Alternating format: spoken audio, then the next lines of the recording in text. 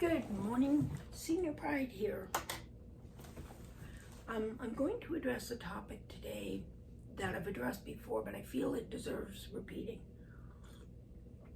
Empowering seniors and empowered seniors. We all have the right to make decisions for ourselves. There is a belief that as we age, we need to be cared for, that others need to step in and make decisions for us. In fact, if you look up seniors and empowerment or empowered seniors or something similar on the internet, you will find an absurd amount of information directed at younger people and telling them to do things like play simple games with that older person, to encourage them to help dress themselves. It goes on, but you get the point. Personally, I've been dressing myself since I was a toddler. I've been feeding myself since I was a toddler. And patting me on the head while shoving a bingo card in my hand is bloody offensive.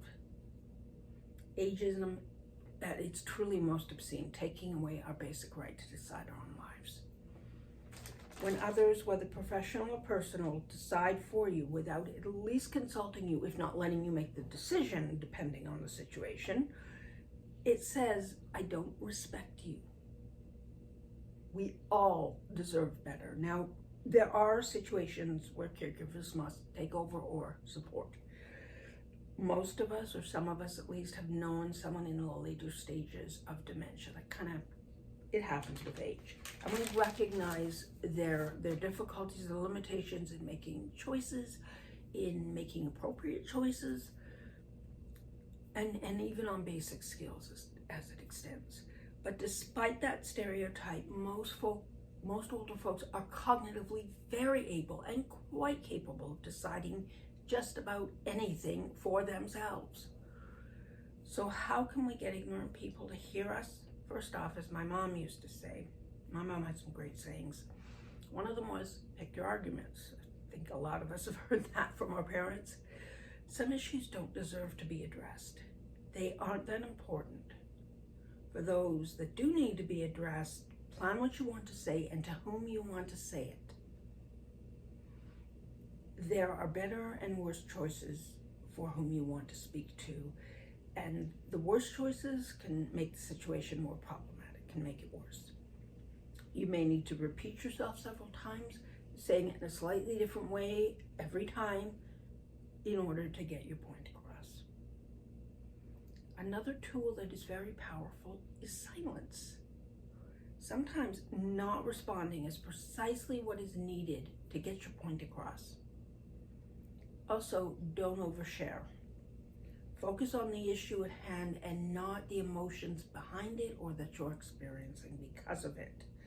If others believe certain stereotypes, they will simply plug your feelings into the stereotype or their misunderstanding, and it will only worsen the situation. What they will do is not gain insight, but enhance their belief that older people are not all there. An equally valuable approach, and it's one we learned as youths, is that when more of us speak out, it is harder for others to ignore us. So gently encourage your peers to speak out on issues that are impacting them as well. Standing up for ourselves, demanding our right to make important decisions for ourselves, isn't always easy in Western cultures. Often we have spent a lifetime learning that older people are weak, childlike, and this is a really old term that isn't used anymore, but still believed, senile. When we reach our later years and realize how inaccurate these stereotypes are, we are often faced with others who simply seem to accept them as fact. So remember, it does get easier with practice. The more you speak up for yourself, the better you get at it, the higher your confidence goes, and the more you're able to speak out and do a more effective job of getting your point across. It really does snowball on itself. And like I always say, if you enjoyed this video, please hit subscribe and explore. And remember, to be senior is to be proud. Hugs.